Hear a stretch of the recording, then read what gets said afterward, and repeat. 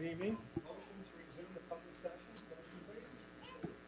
Benson and Dr. Richards. All in favor? Those unanimous. Thank you very much. Please stand for the pledge of allegiance.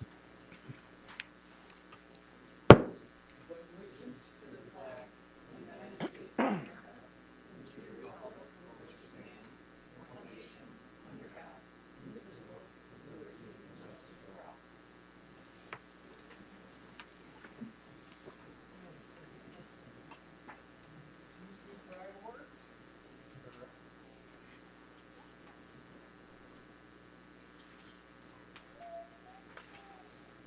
Thank you. And thank you to Mrs. Brown for making this possible. It is my distinct pleasure to nominate Mrs. Tina Carney for the Gage Child Pride Award. I do not know Tina personally. I'm meeting her for the first time this evening. But I and other parents and students have been the direct beneficiary of her many good works. As a parent of 3 children myself, I'm in awe of all the work that Tina does as a volunteer in the Gage Child and also in the larger Rochester community. Here are just some of the highlights. Member of the Florence Brasser Family Association, the Brasser School Improvement Team, the District Improvement Team, and co-founder of Gage Child SEPTO. She's also the co-founder of the parent-led CASTLE, which stands for the Community Advocates for Struggling Learners, for all Gage Child families. She's taken time to learn through her involvement in many community-based organizations and bring those ideas back to Gage Child. Those include ROC, the Future for School Readiness Outcomes Team, Dyslexia Allies of Western New York, and Parent Leadership Training Institute. Tina understands that schools will only be as strong as the partnerships that the schools form with students and families. When schools ignore and shut out parent and guardian voice, it is the students who are always hurt. So despite not always receiving a strong support or even acknowledgement from Gage Child, Tina has been unwavering in her work to make Gage Child stronger for her children and for all children. I met Tina through a Facebook community she created and has continued to moderate since June 2020, and that is the Parents and Guardians of Gage Child students. During the pandemic and during the time when the district administration and the school board made deliberate decisions to be even less inclusive of families, Tina created a space where we could find out answers to important questions like, what letter day will it be at the middle school the day after a snow day?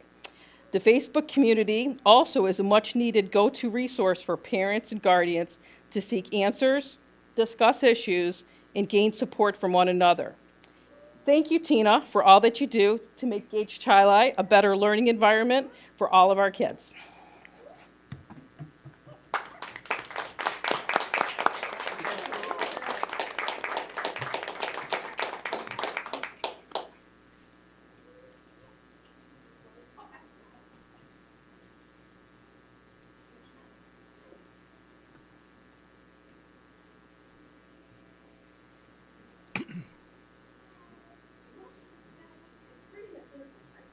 Moving on to agenda changes.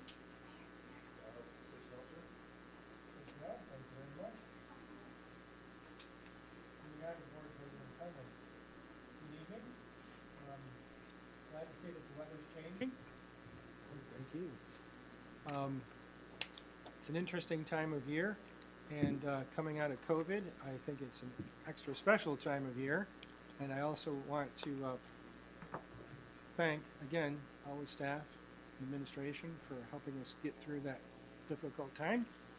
For our students, I think it shows with our students and how they've made it through as best they can.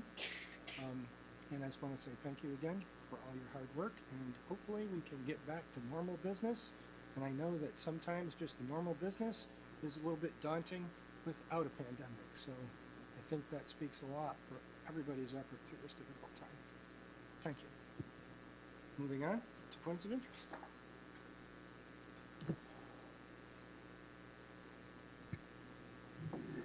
We have no points of Oh interest? wait, I'm working on it. I just had to turn it on. Sorry. Sorry. A little slow.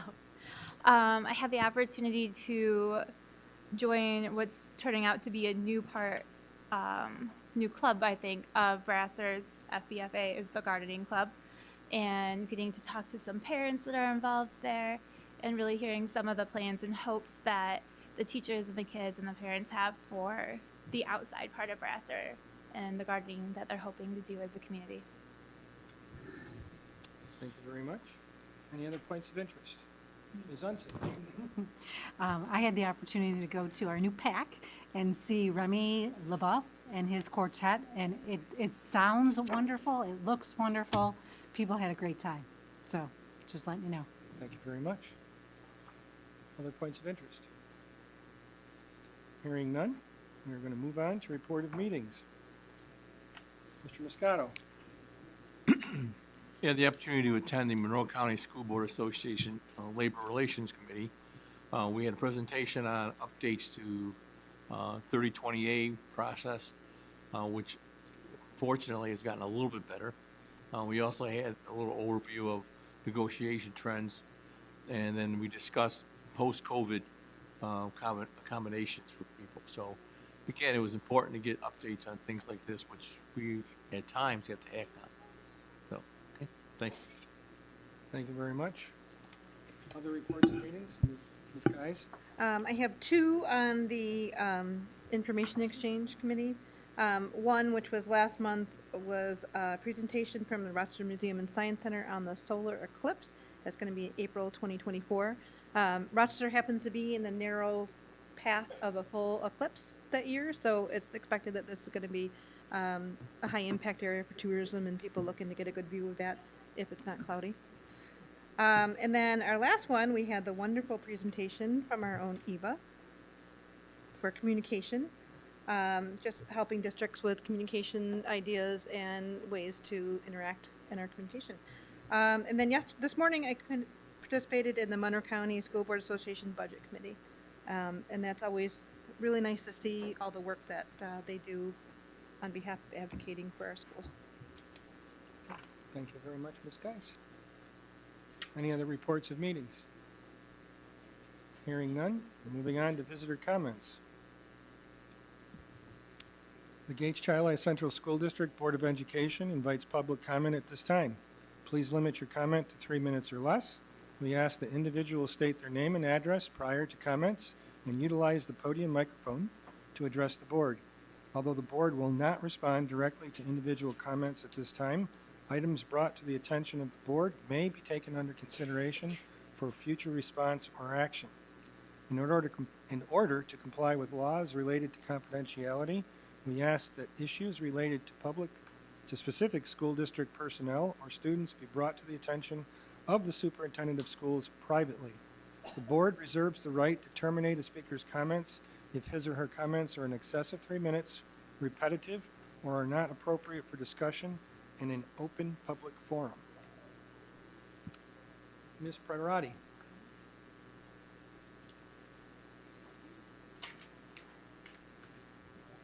Thank you, Mr. Potensky.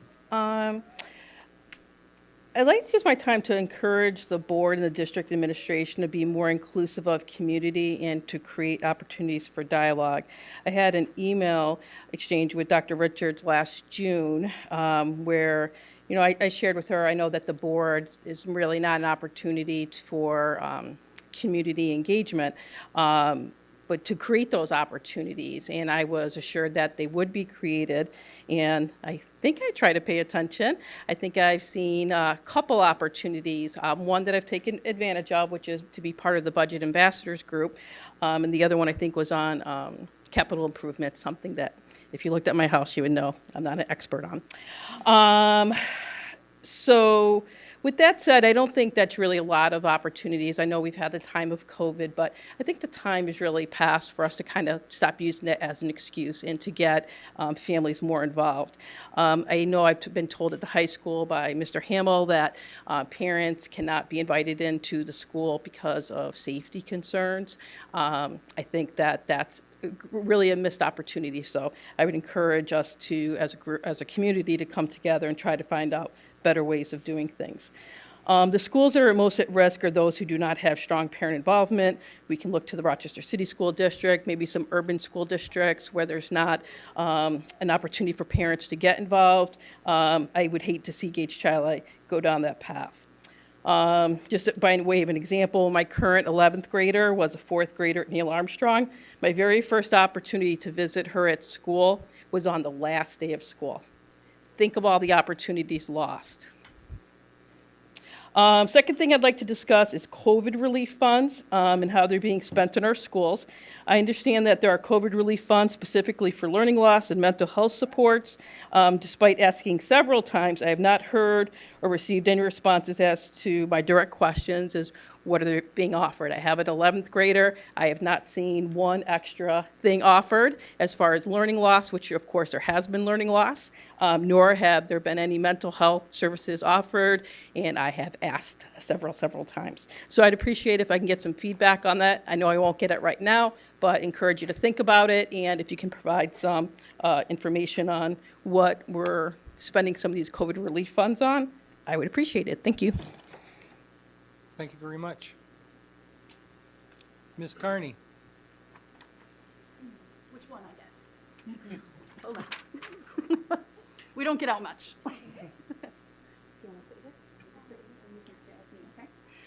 Hi, I'm Tina Carney. I'm a Gage Child parent and advocate for struggling learners, including those who are dyslexic. March is National Reading Month, and I'm going to share a Gage Child literacy report, including 3 bright spots, areas of improvement, and some requests. The bright spots. The first bright spot is Haggerty Phonemic Awareness Curriculum that the district started using in primary grades last year. In addition, this year, the PAST assessment was given to students to measure their phonemic awareness skills. Second amazing bright spot. Last year, the district piloted and adopted the Sunday system, a reading intervention for some of our neediest students in special education, including some who are dyslexic. The third bright spot. In December, President Potensky shared that primary staff and interventionists will be participating in LETTERS professional development.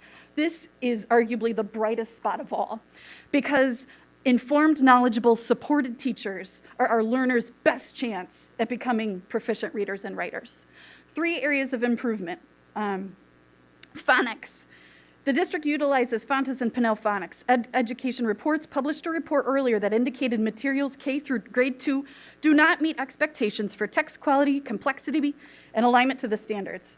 Our students, teachers, and families need a better phonics resource, including a scope and sequence. Number 2, fluency. Fluency is the ability to read with speed, accuracy, and proper expression. Our teachers, parents, and students need a quantitative fluency measurement that captures how many words per minute a student reads so we can compare it to local and national norms. The third area of improvement, spelling and writing. Strengthening spelling also strengthens reading and writing. Spelling is more challenging than reading, and a lot can be learned from analyzing a student's spelling errors. While technology such as spell check and the copy and paste function, which my kiddo uses quite a bit, they're wonderful tools. It's important to get a writing samples a few times a year without the use of accommodations, so we can truly see where our children, what they can do, and then use that to inform instruction. So my 3 requests, please maintain those bright spots and address the areas of improvement. Number 2, annually share a literacy report about how the district intends to teach our children to read, to write, to spell, to comprehend. Within that report include data from all assessments, including state testing and national testing from the nation's report card. Also include the resources and interventions utilized, for example, Haggerty, Fontes and Pinnell, iReady, Sunday, etc. And also include the professional development that staff has been provided, and to what staff, for example, the letters. My last request is to please partner with parents and the community members to discuss how we can best collaborate regularly throughout the year to improve reading for all children, especially those who struggle, and including those who are dyslexic. Literacy is not my livelihood. I don't make my money from this. It is my life. It's my life because my family depends on this. The future of my family and my community depends on this. Thank you for your time. Thank you very much. Moving on to reports. K through 12 technology update. Good evening, Superintendent Daly, President Potensky, and members of the board. Thank you for this opportunity to provide you with our technology update this year. With that, I will introduce our Director of Secondary Education, Katie Kuhn.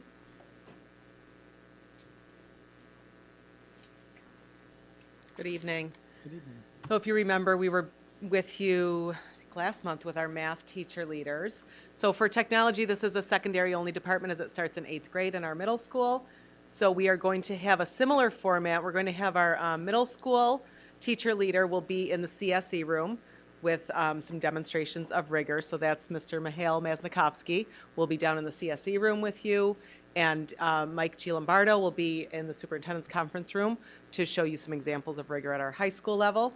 We are going to give you the same note catchers if you'd like to capture any notes for yourselves or any questions. You don't have to for sure, but then we'll come back here and answer any questions that you have. So we hope you enjoy your time with them. I'm sure you're all aware that this department is up for improvement in our next project, so they're super excited about that. And they're going to talk to you about some of their focus areas. So I'll give you your note catchers, and I think last time we just counted off by twos, right? You want to start, Michaela? 1, 2. I don't think you're going. No, I don't think you and Conda are going, are you? 1. 2. 1.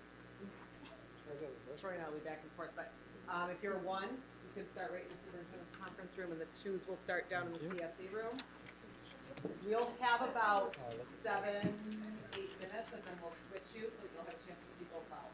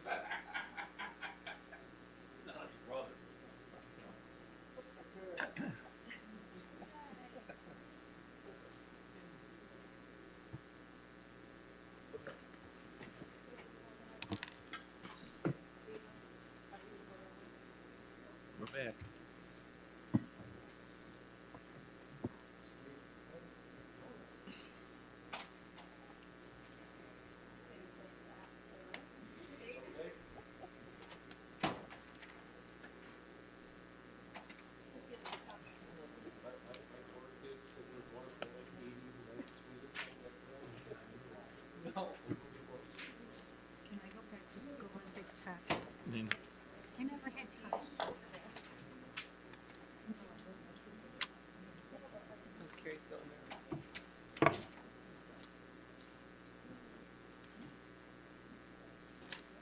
So we know you had some time with the teachers for questions, but we just wanted to make sure before we transition to the next part of the meeting, if you have any general questions for us, for Troy, for either of the technology teachers that you didn't get a chance to ask. They really should combine that with the business opportunities. Really sell these things and do tremendous. Yep, and there's a lot of opportunity for that too. Even just analyzing, I know in middle school, they talked about some of the things that they made and they costed it out, talk about the profit that they could make and things like that.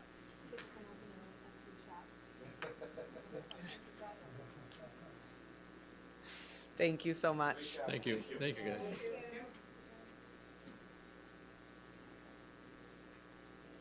Moving on to budget updates. Good evening.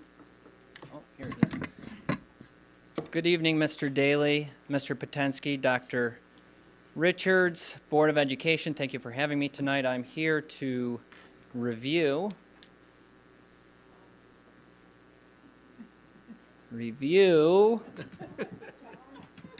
Try it now? How about Don't now? rush it. Thank you. To review. Can you do the next one? Oh, wait.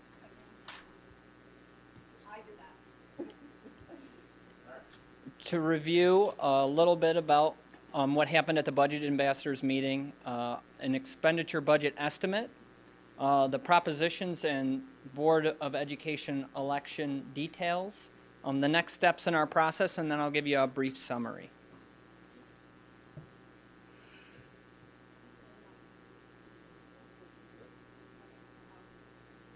So Budget Ambassadors. Our first Budget Ambassadors was on March 14th. It went very well. Our next Budget Ambassadors meeting is on the 28th. The first meeting is relating to expenditures and looks historically, go back one more, looks historically at what we've done in the past, how we compare to other districts in our region, and how we compare to other districts in the state, and really shares a whole lot of information relating to what's in our budget. The March 28th meeting will review the revenue side of our budget and talk a little bit more detail about how we balance our budget. There were 10 participants total that signed up, and on the 14th there were 8 people present. Overall, we had very productive conversation. There were a lot of inquiries, so there was a lot of great conversation, but there was also a lot of inquiries. Some of those inquiries that we had surrounded tutoring service costs, federal funding, as one of our guests mentioned earlier, the balance between our general fund spending and our federal funding spending, and we talked a little bit about how the public approves the expenditure budget, which is the general fund. The public doesn't approve our federal funding because those are monies that are allocated to us. Mandated versus non-mandated services, our staffing counts for mental health support, and the number of students attending BOCES programs. And so those were some of the inquiries that we had outside of what was presented, and we're still collecting information to share back with the budget ambassadors in the next presentation. And that's typically what we do, is we collect any questions that they may have, much as the board listens to public comment, and then we come back and we have a conversation about those things at the next meeting. And so that next meeting is on the 28th, and we're really looking forward to getting back together with that group. So if somebody has specific questions or something that they would at that meeting, they will get their answers. Correct. Yep. Absolutely. And specifically relating to our federal funding, per the requirements, that is also posted on our website under the business office page, and we have shared that out. So that's an important piece to note as well. So just want to talk a little bit about the estimates for the expenditure budget. Before I go into detail on this, I just wanted to note that at the April 12th board meeting, for the last 2 years, what we've done is we're going to have our budget conversation, which all review all of the revenue and expenditure projections for next year. And then after that, we'll have some questions. There'll be some guiding questions relating to that.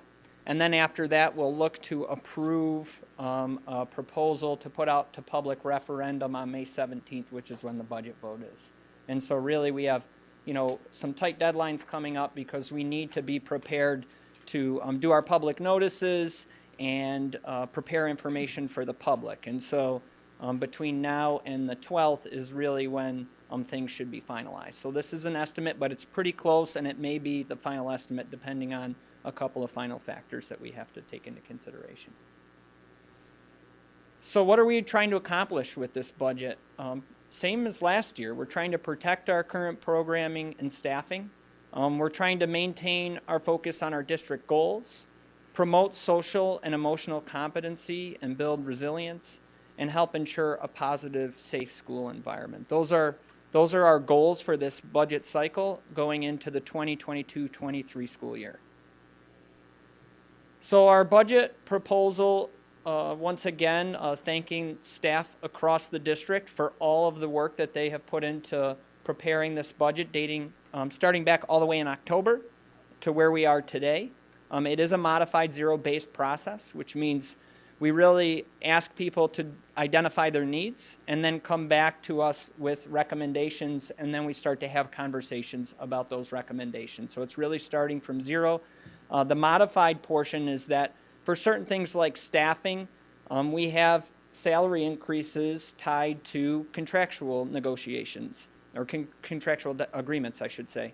Or the benefits, we have a certain percentage that they increase. So although it's zero-based, it's modified as well because there are some slight things in there that we have to use factors. So it's not completely zero, but it's nearly zero. We maintain nearly all prior year assumptions plus some increases for things like mental health supports. It's a no-frills budget, and it's tentative in nature. So we're still working through the final details on personnel and things in that area. So some highlighted cost increases. So these are our major budget drivers. So when you look at the overall budget, $3 million of the increase is tied specifically to this. So there are some areas that decrease and some areas that increase, but overall these are the things that are really driving the budget. ERS salaries, those are our contributions to the employee retirement system for our support staff. So we pay a percentage into the ERS system of salaries every year for those support staff personnel. Part of the increase, which is about $281,000, is tied to that $2 increase that we gave to all the support staff, the hourly support staff. And so that's driving our increase in ERS cost as well. So when our salaries go up, our ERS costs go up because it's a percentage of total salaries. TRS costs, we're estimating an increase in that, and that's tied to our teaching salaries. One thing to note is that a good portion of, so you're seeing that smaller increase than normal, but it's a big dollar change. It's a 1.79% increase. The reason why it's only 1.79% is because a good portion of our teaching salaries are going through federal funds. And so, therefore, the increase is a little lower than you would anticipate, but the cost is still significant. Pension costs, I mentioned that.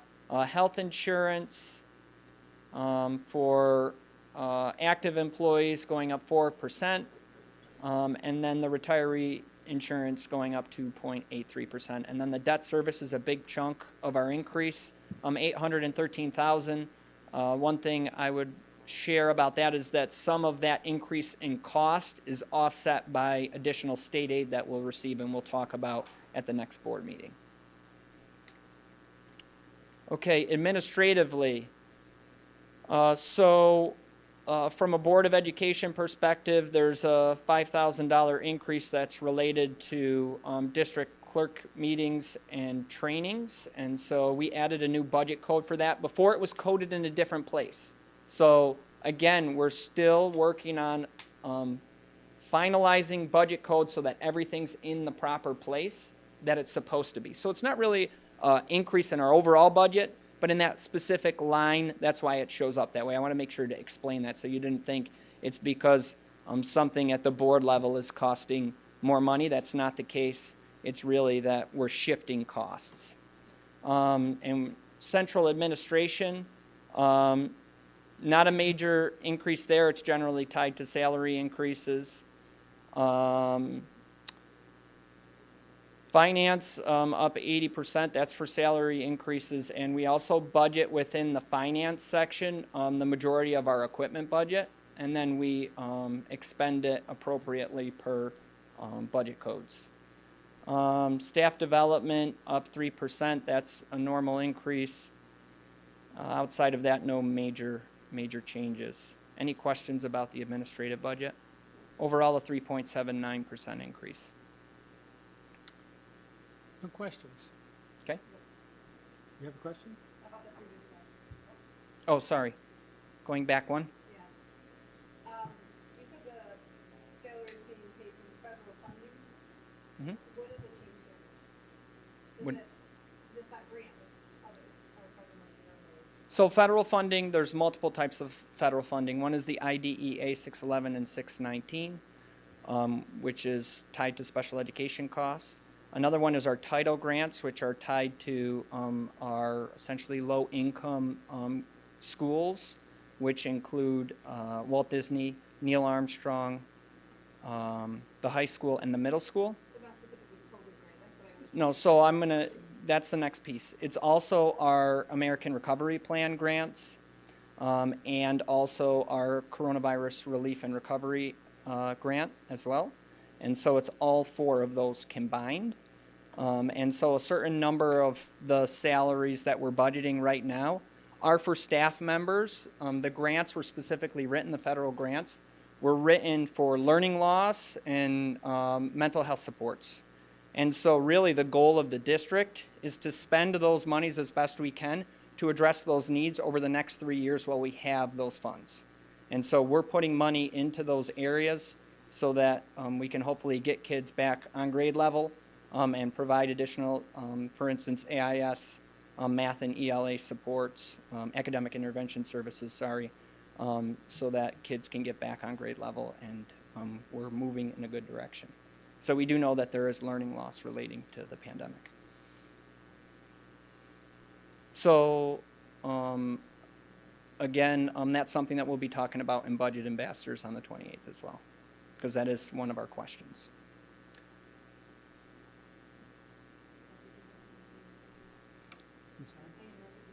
Nope, I have no questions. Okay, from, Sorry, can you go back one slide? sure. The 468%, that seems awful large.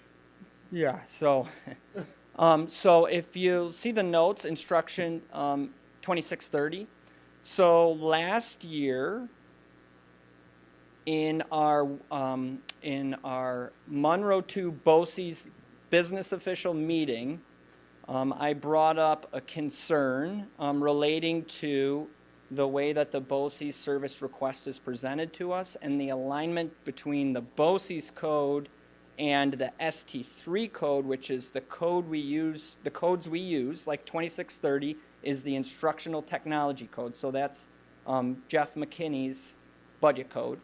My concern was that the codes that BOCES was using didn't align with how we're required to report it to the state every year.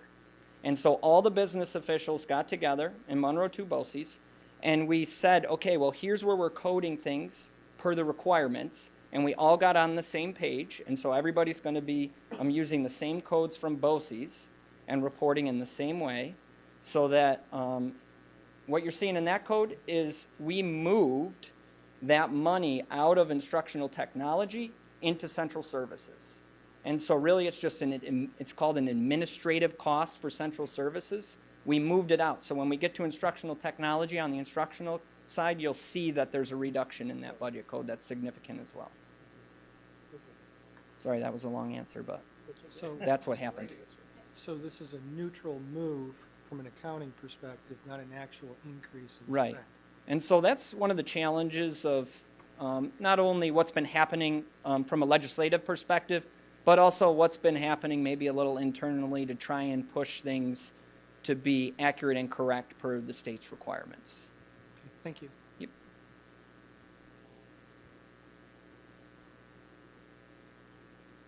Okay, so I will, let me see if I can find it because there's a lot of lines here. So I'll draw your attention to the third line. This doesn't work either. I think the batteries are dead. The fourth line down, computer assisted instruction, a $996,000 reduction. Again, that's because we're moving that software from central processing to technology. Okay, so that's where the cost shift is. You know, there has been some recoding going on that we've been working on to make sure that things are aligned, and so that's what a lot of the changes are. Overall, the increase is 2.6 million. It would be a little higher if we weren't using those federal funds to budget for staffing.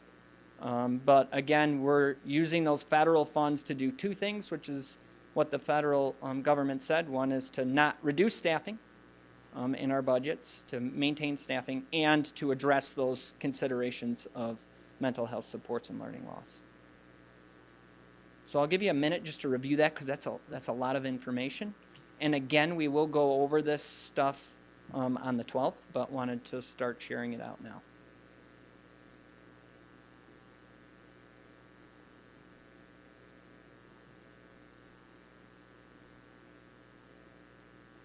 You know, I will point out, like the school library and AV, $39,000 decrease. We had a slight dip in enrollment, and what happens with a budget code like that is it's offset by state aid, and we get a per student allocation.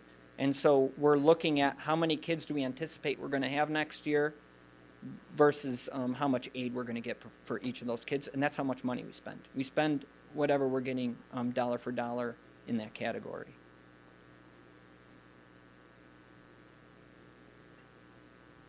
Okay, any questions on instruction? All right, You see none? thank you. The capital component. The first central services is tied directly, so I want to make sure I share that the operations and maintenance component of our budget, so our staff, is in the capital component of the budget. So they don't fall into administrative or instructional, they fall specifically into the capital component of the budget. And so when you look at central services, the increase in salaries is driving that increase in budget. Debt service, again, that's one of our major budget drivers. We talked about the highlighted cost increases. That's one of the big ones. Employee benefits, that's just tied to our benefit costs. And then the last piece, which is specialty items, it's a small portion of our budget.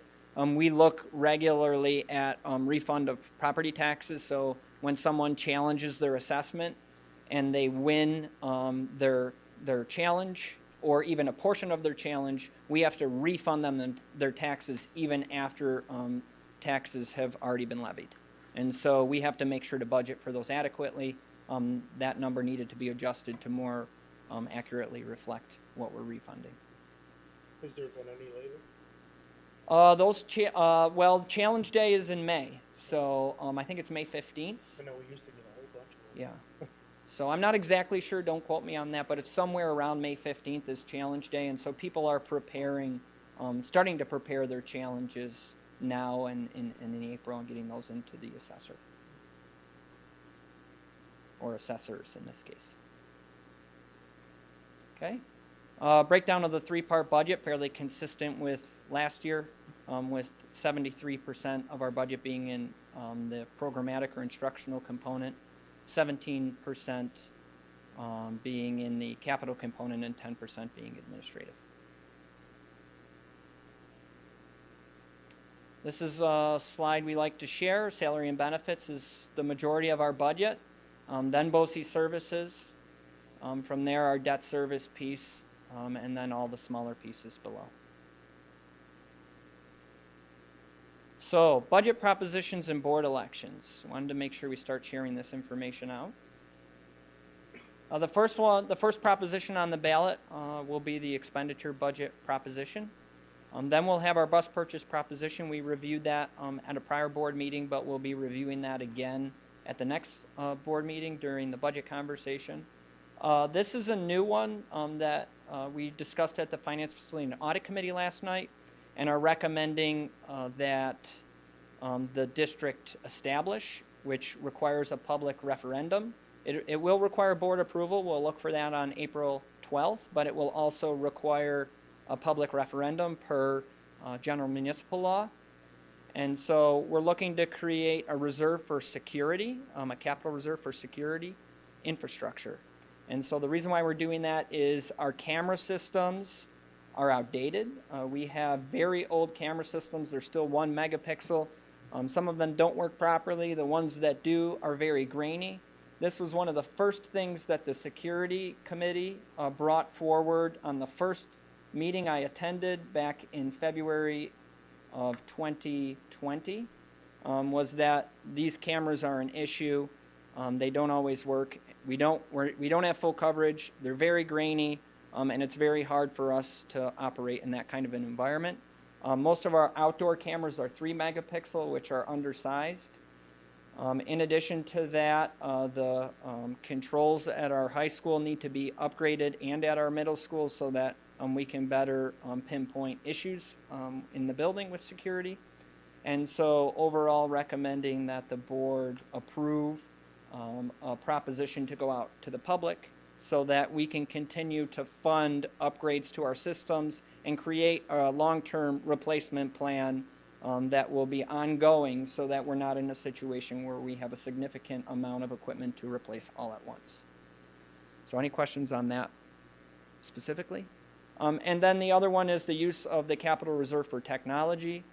So this is a capital reserve that was approved last year and we're using this year, and we hope to use it again next year to help offset costs for things like smartboard replacement, which we're going in a different direction than smartboards, and devices as well. So that's what that reserve can be used for, and it is included as a budget line in the budget currently. Board of Education elections, there's 3 seats available for 3-year terms. The expiring seats of Dr. Christine Brown Richards, Francis Moscato, and Michael Bailey. Petitions are due to the district clerk by Monday, April 18th. So if you're planning on running again, please make sure to get those in. Next steps. Budget Ambassadors Workshop 2 is on Monday the 28th. Our budget conversation and adoption of the budget so that we can start doing all the important preparation work and communications is April 12th. Board petitions are due on April 18th, as I mentioned. The budget hearing is May 3rd, and the vote and board election would be on May 17th. So in summary, our intention is to maintain current programming and staffing, and to continue with our current district goals, to use state and federal funding to increase supports for students, and continue to provide multiple opportunities for student engagement. So that's a very big component of what we're trying to do with this budget, is bring kids back in and get them doing activities that engage them, not only during the school day, but outside of the school day as well. Any questions or thoughts? Yes, Mrs. Umsen. So for the funding, the state and the federal funding that you're using for teachers' salaries, what happens when that's gone? So a number of things. When looking at our current staffing and years of service, 2 things. So first thing is our goal, let me start with our goal first. Our goal is to make sure, as mentioned earlier, that kids get back on level where they need to be. And so hopefully in 3 years when the funding starts to potentially dry up, although we don't know what will come from the state and federal government at that time, when funding starts to dry up, if it does, we would hope that kids are back where they need to be. So maybe we don't need to staff as many people as we're currently staffing, because we've added staff members to help us move forward with learning loss and social and emotional mental health needs. So that being said, if we are able to do that, which is our intention in the plan, then we anticipate staff members who are more senior will maybe start to retire. And as those retirements happen, we hope to be able to retain as much staffing as we can. Another thing to note too is that just when looking across the state, a lot of staff members are coming are able to retire in the next 3 to 5 years across the state. And so we don't believe that the pipeline for teaching staff is going to be able to necessarily support the exodus in teaching staff. And so potentially if regulations are relieved a little bit, which I'm guessing might have to happen, then maybe we can use staff members for any number of positions. So we don't have a crystal ball, but we're really hoping to be able to retain staff members as we move into the future. Thank you. Sure. Other questions? Hearing none? Thank you. Thank you. Next up, finance and facility update. Okay, so we had the Finance Facility and Audit Committee yesterday evening, starting at 5:30.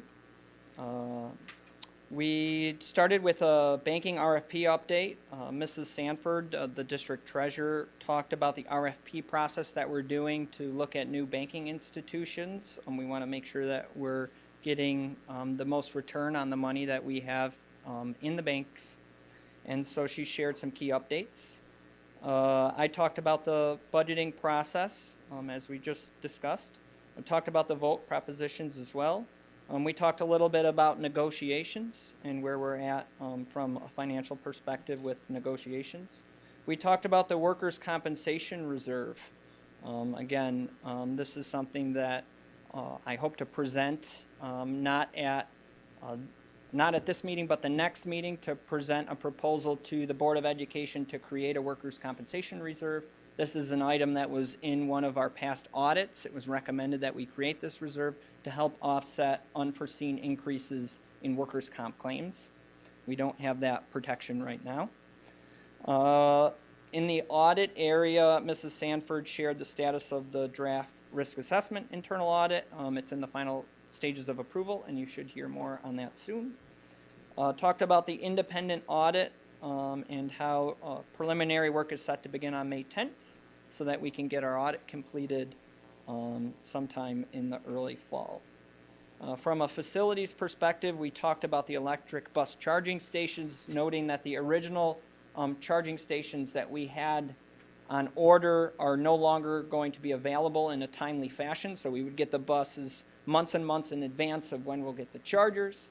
So we had to look for alternate vendors, and we found one, so we're working on making that change. We talked about the $45.5 million project that was approved by the public on February 2nd.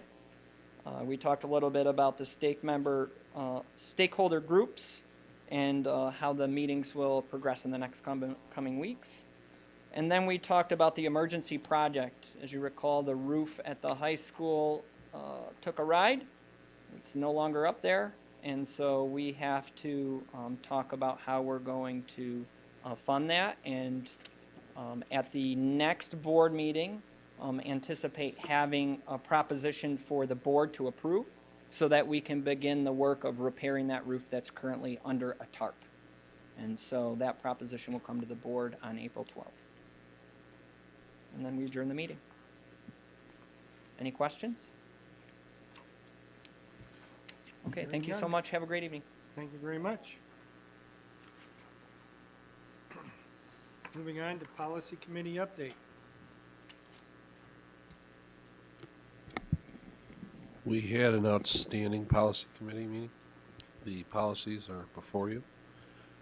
Very healthy discussion, and I'll leave it to the board members to enhance on this report.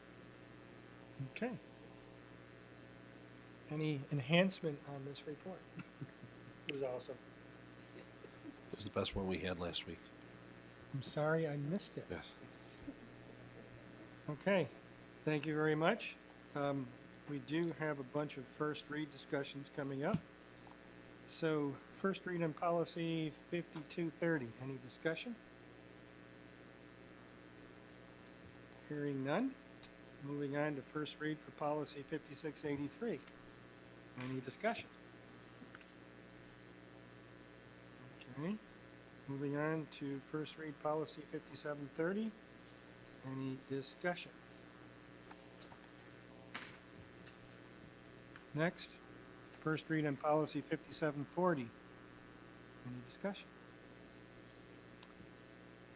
Moving on to first read on policy 5731. Any additional discussion? Okay. Policy number 7552, first read. Any additional discussion? Okay, thank you very much. Moving on to approval of consensus agenda. Motion to approve the consensus agenda, please. Mr. Bailey and Ms. Unson, all in favor? The vote is unanimous. I do want to back up. Was there any questions or comments? Nope? Okay. Thank you very much. Motion to approve the consensus items B through H. Motion, please. Ms. Richards and Ms. Coffey. Questions or comments? All in favor? The vote is unanimous. Thank you very much. Ms. Parado, the floor is yours. Good evening. So this evening we have 3 retirees to acknowledge. The first retiree we have to acknowledge is Charlene Beal. Charlene has been a longtime counseling office clerk 4.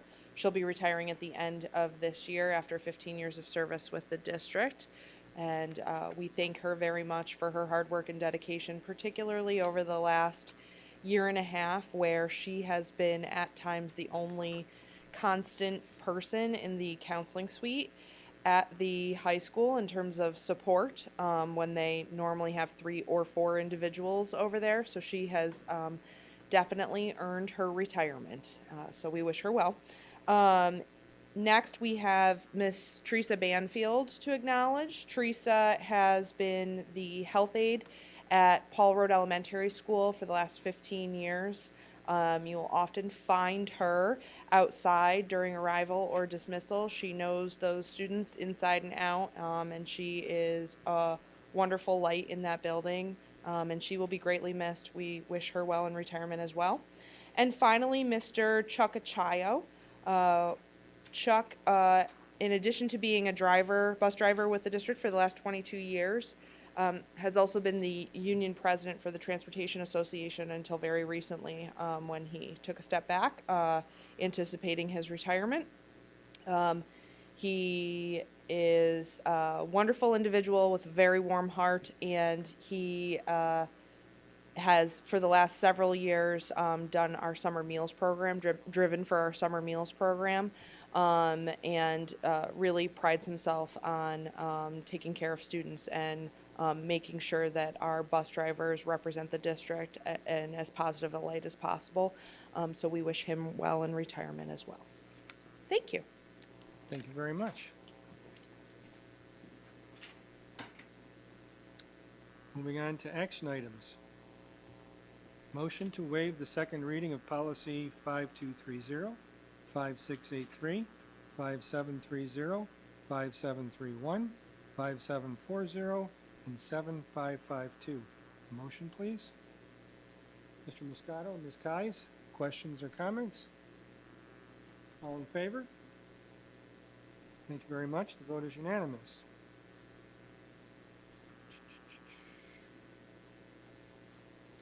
Motion to approve policies 5230, 5683, 5730, 5731, 5740, and 7552. Motion, please. Ms. Richards and Ms. Littlewood, questions or comments? All in favor? The vote is unanimous. Thank you very much. Moving on to Superintendent Comments. Oh, sorry, I missed one. Ooh. Apologize. Motion to approve the resolution to authorize emergency approval of expenditure of funds to address repairs at the Gage High School. Motion, please. Ms. Coffey, Mr. Bailey, questions or comments? All in favor? The vote is unanimous. Thank you very much. And now, Superintendent. There we go. So we had an amazing day for our GC staff on our Superintendent's Conference Day. Kicking off the day together in the GC PAC was amazing. Just like we did this fall, our entire staff continued our equity journey through storytelling, self-discovery, and self-care. The program was aptly named Gage Chile, a collection of stories. We were able to have everyone in the Performing Arts Center for a keynote presentation in the morning that was facilitated by our own GC students. The stories shared by our Gage Chile alumni and our featured speakers focused on the importance of storytelling as a means to build relationships. Then the afternoon was focused on staff wellness. Staff were able to sign up for one of 4 wellness activities that included professional time in their classroom or office, celebrating and appreciating our school community through gratitude acts, taking care of their bodies with physical activity, or investing in their learning during the screening of a locally produced documentary. We'd like to share a short video where staff and students reflected on our day's learning opportunities.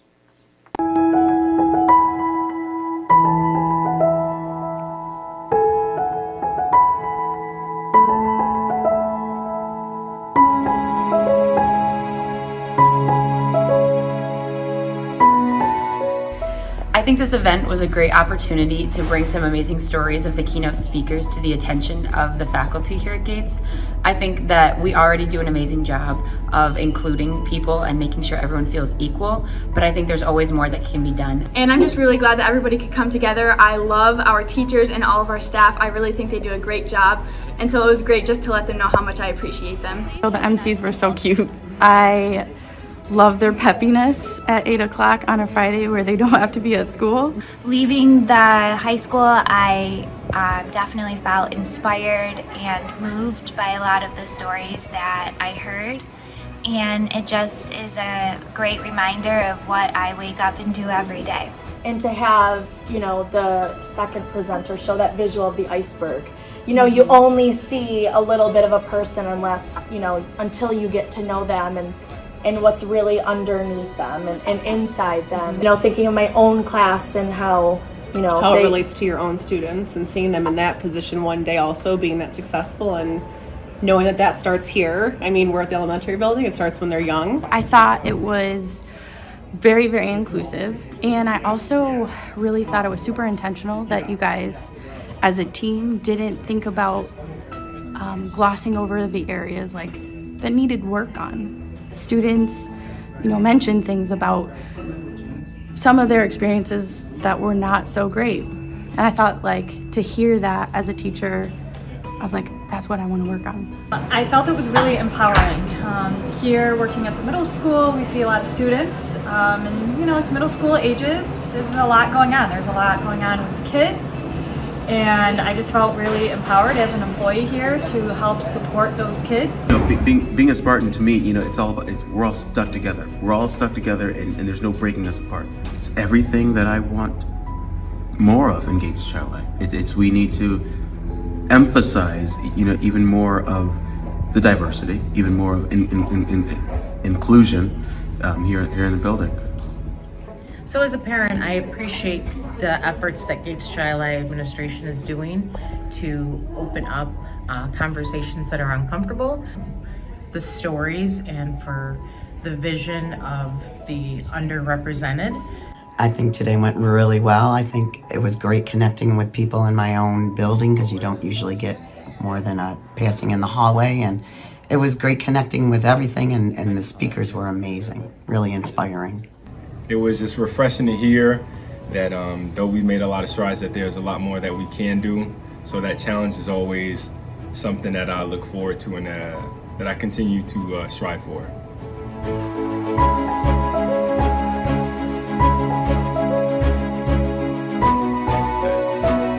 So in order to become a better...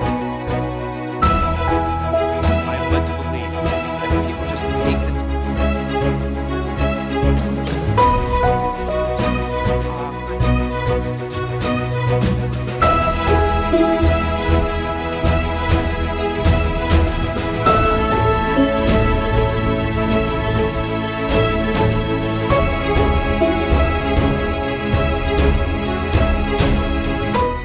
I definitely took away, as I wrote on my board, to just remind me, honestly, be intentional. Be intentional with everything that we do, and be mindful of other people's stories and what's something some things you may not see, but that's happening in their life. Thankful for this opportunity.